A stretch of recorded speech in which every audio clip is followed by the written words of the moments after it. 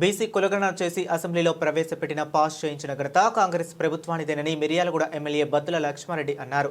నల్గొండ జిల్లా మిర్యాలగూడ బత్తుల లక్ష్మారెడ్డి ఆధ్వర్యంలో స్థానిక ఎన్ఎస్పీ క్యాంప్ గ్రౌండ్ నుంచి ఈదులగూడ వద్దకు భారీ ర్యాలీ నిర్వహించారు. బంద్కు కార్యకర్తలు, పార్టీ శ్రేణులు శాంతియుతంగా నిర్వహించాలని ఎమ్మెల్యే సూచించారు.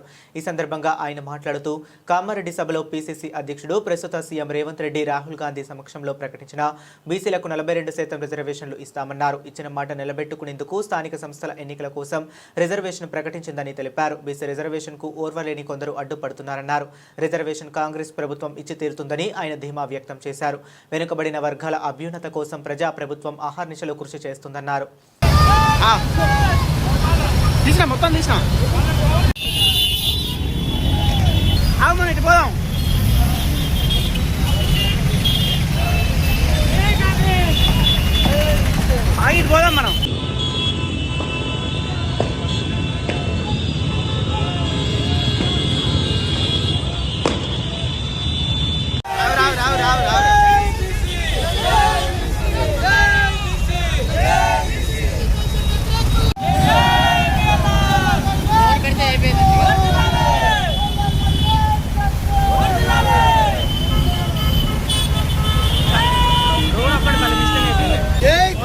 మనం ఇవ్వలేదు కాబట్టి విజయవంతంగా ఈరోజు బీసీలందరికీ న్యాయం జరిగే విధంగా ఉండాలని ఉద్దేశంతో ఈరోజు బంద్ ప్రకటన చేసింది.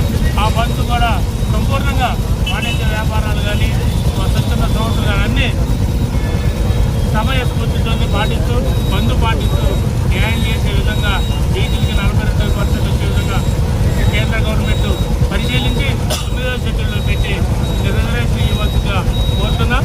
ఈ బంద్కు అందరూ